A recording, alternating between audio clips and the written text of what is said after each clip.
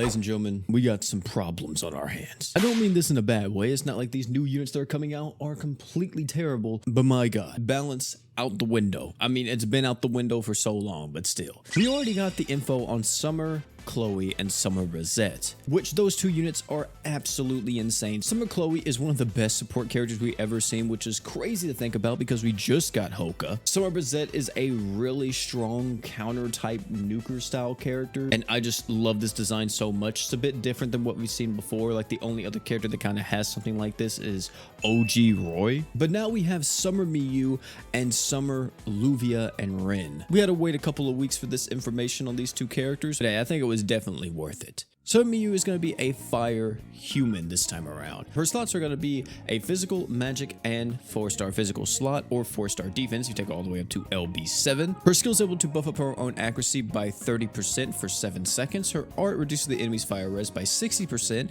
Her true art increases all allies' arts by 30, and then for 50 seconds, you increase all allies' physical damage by 80%, and this bad boy is stackable. Her super art increases her own crit rate and super crit rate for the duration of the super art. Okay, you know, just pretty standard right there. The abilities are: at the start of the battle, you increase your own arts by 200 and attack by 50%, max 300%. She also has a true weapon, which her true weapon is Miyu's swimsuit. This reduces enemies' fire res by 40%, and you increase your own attack by 40% as well. Her unique passive will also give her 3 arts per second when it's equipped by her. So this character is, no lie, Jay, but for fire. She has the exact same passive, being able to give herself 200 arts at the start of each battle. Not only giving herself 200 art gauge, it's also buffing up her attack by 50%, which this caps out at 300%, which means this will only cap out on quests that have 6 stages in them. Still, you know, just having that is ridiculous. She's on one of the best teams in the game, which is Mono Fire. You have Sunraku on that team,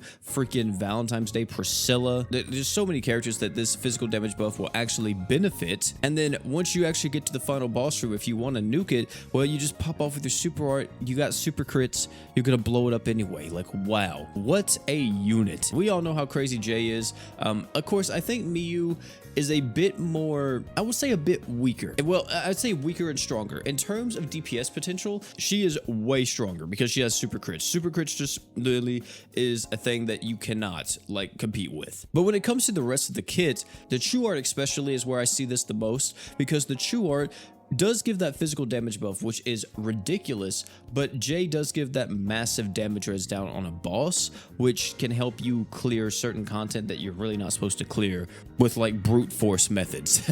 Either way, we got Jay again as Summer Miyu. Next, we have Summer Luvia and Rin, and she is an Earth character, which we don't get too many of those, and that's for a good reason. It's because of this man right here. The one who started all this, yeah.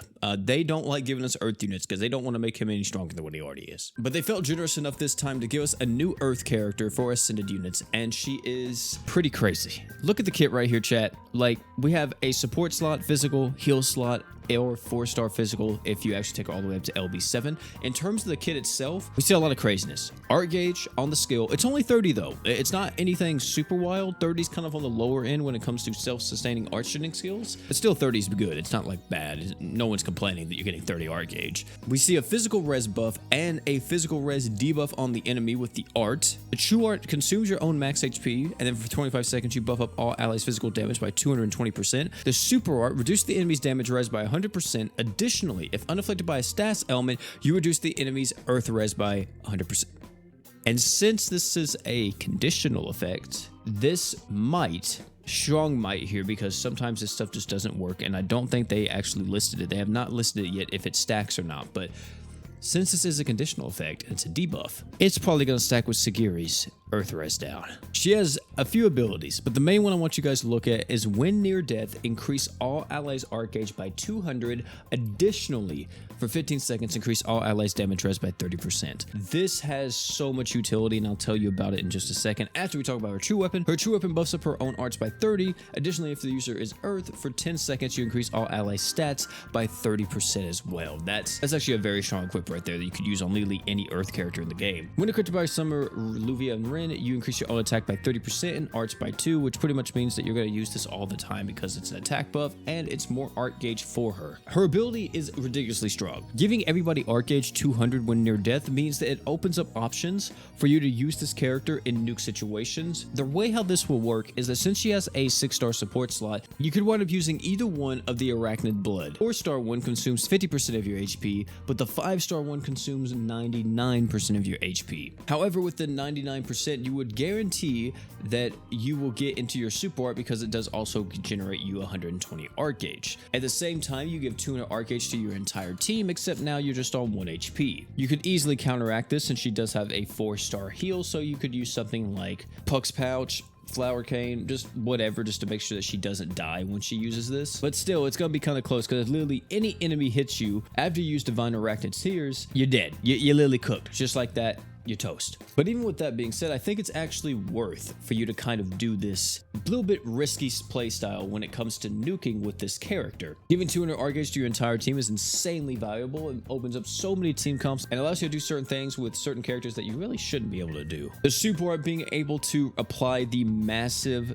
damage res down on the enemy is ridiculous. Also, the earth res down is wild, but just even having that 100% damage res down that benefits literally every single person in the game also benefits herself as well. She's gonna hit really hard. The true art being a 220% physical damage buff sends Draken literally crying in his corner because how the heck can he compete with this? Of course, it doesn't even matter that she's consuming her own max HP because she's on a team with characters like Haruto, or if you want to use her with like Valentine's Day Lisa, that's also a thing, right? Or if you're starting out in JP and you get this unit, you could use her alongside Chloe. And this actually, wow, I just not thought about it. Oh my god, this synergy here. The new Chloe that came out is extremely good, right? She's completely dummy broken, but the problem with the new Chloe, she has no built-in arch gen for herself at all. The only time she gets arch gen to herself is that if you're using her true weapon, but she needs to get into her true art to start arch genning. You get this unit to low HP, the new Chloe regens HP passively. Everybody gets 200 art gauge, you instantly go into the true art, boom, everybody has buffed up healing and 5 arts per second, just like that. That's some synergy right there too. There's a lot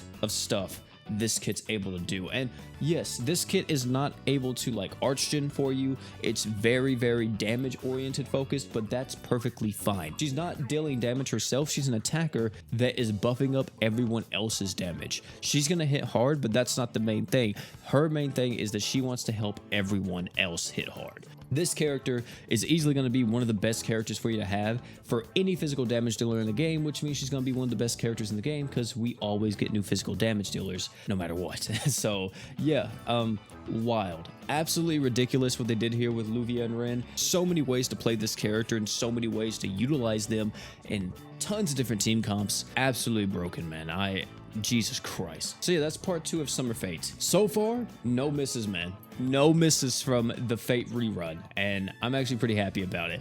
I'm screaming inside, just a little bit because my crystals are, a little bit lacking right now, and these characters are coming out soon, but we got to get through Hoka first, plus like BF Emperor will probably be coming out too. I'm praying for all of us global brothers, man. I really am, because we need it. We need it. Thank you all for coming out. It's been your boy P. Tell me down below what you all think about these units. Do you guys think they're as broken, or do you think they're just kind of whatever?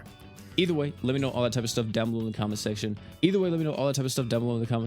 If you enjoyed this video, have me check out either one of the other videos on the screen right now. Great content, guarantee you love them. Oh, and one more thing before you leave. Don't forget to drink water.